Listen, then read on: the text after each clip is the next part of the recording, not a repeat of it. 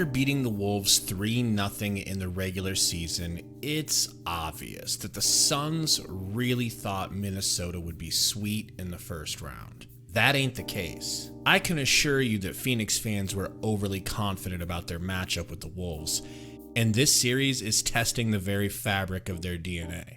The Wolves' #1 ranked defense during the regular season has certainly shown up through 2 home games in a way that it did not at all during the regular season games versus Phoenix, home or away. And I feel embarrassed to have to admit this, but I just didn't understand what a quality championship piece Jaden McDaniels is. His defense has obviously been his calling card so far in his career, with his high intensity and overall crazy length. But yeah, I was definitely dumb enough to think that it stopped there, when it absolutely doesn't. We'll get back to his defensive prowess, but his offensive ability is crazy underrated. And I doubt I'm the only one that didn't know how nice this dude really was. At first, I just thought he was another Herb Jones, no offense, or Trey Murphy, who both obviously play in New Orleans, but you get what I mean. Lengthy wing defenders that make it difficult for one of your best players, forcing you to adjust your offense. And on the offensive side of the ball, yeah, just a guy that can help knock down some shots. But damn, this dude is really out here through 2 games giving the Suns' big 3 the business and telling Book he ain't shit. And I mean the entire big 3. He's giving them all buckets. And it feels like, although I could be wrong, he's spending almost equal time guarding all 3 of the Suns' big 3. And why not when he's been so effective?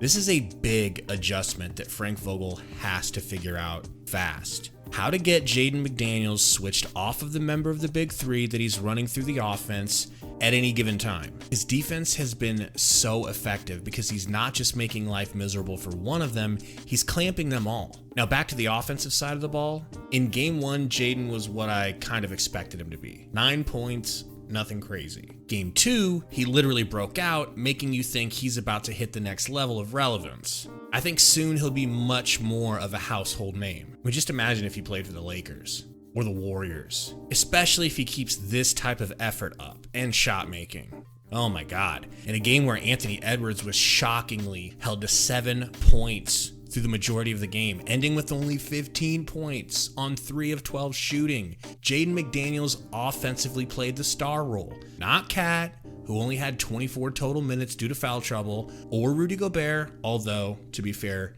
he has continued his brilliant play against Nurk. Game 2 chipping in for 18 and 9. But whether it was knocking down the open 3, driving and kicking to the open man, hitting a couple of wild turnaround pull-ups, which I did not think he had in his bag. I don't even know if he knew he had it in his bag. Or even just bulldozing straight through Durant on a play for a tough layup.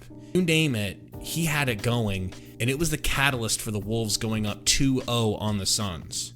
Also, quick shout out to Nickeil Alexander-Walker, who's basically baby Jaden McDaniels as well. Not only are the Suns in deep trouble, it seems like the Wolves could have a budding 2-way star in their hands, even better than what they thought he was going to be.